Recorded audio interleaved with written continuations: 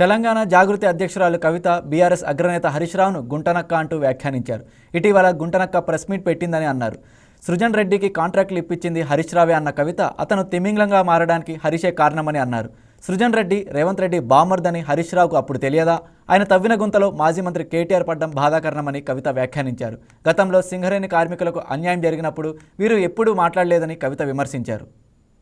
ఈ మీద స్టోరీలు వేస్తే ఒక ఛానల్ని మీరు వెళ్ళి మొత్తం మీ అనుయాయులు వెళ్ళి ధ్వంసం చేసిరు. అటువంటిదే ఇంకొక ఛానల్లో స్టోరీ వేస్తే మరి ఆడబిడ్డలకు అండగా ఉండకుండా, మహిళా ఐఏఎస్లకు అండగా ఉండకుండా, దళిత ఆడబిడ్డలకు అండగా ఉండకుండా మీరు వత్తాసుపరుచుకొని ఒకవైపు మాట్లాడడం అన్నది ఎంత మేరకు కరెక్టో సమాజం కూడా ఆలోచించాలని నేను ఈ సందర్భంగా కోరుతున్నాను. మరి ఆ ఛానల్లో స్టోరీ రాగానే నెక్స్ట్ డే ఇంకొక పేపర్లో ఇంకా పెద్ద స్టోరీ వచ్చింది.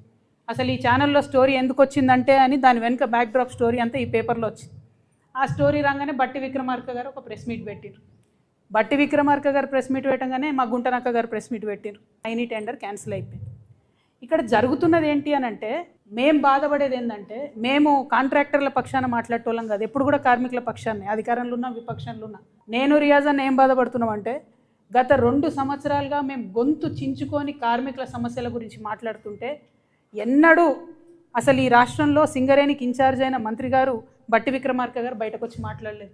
ఎన్నడూ కార్మికులకు ఎంత అన్యాయం జరిగినా, మెడికల్ బోర్డు పెట్టకపోయినా, ఇంటర్నల్ ప్రమోషన్ లేకపోయినా, 100 అన్యాయాలు జరిగినా కూడా బీఆర్ఎస్ పార్టీ ఎప్పుడు వచ్చి మాట్లాడలేదు. అదే ఒక తిమింగలం లాంటి కాంట్రాక్టర్కి అన్యాయం జరుగుతుంది, ఎక్కడ ఈ టెండర్ చేజారిపోతుంది అనగానే మొత్తం బీఆర్ఎస్ పార్టీ నాయకులందరూ వచ్చి వారి కొమ్ముగాయడం అంటే నిజంగా చాలా దారుణం ఇది. Please subscribe to YK TV Network. Please subscribe to YK TV. Please watch YK News. Don't forget to subscribe YK News channel.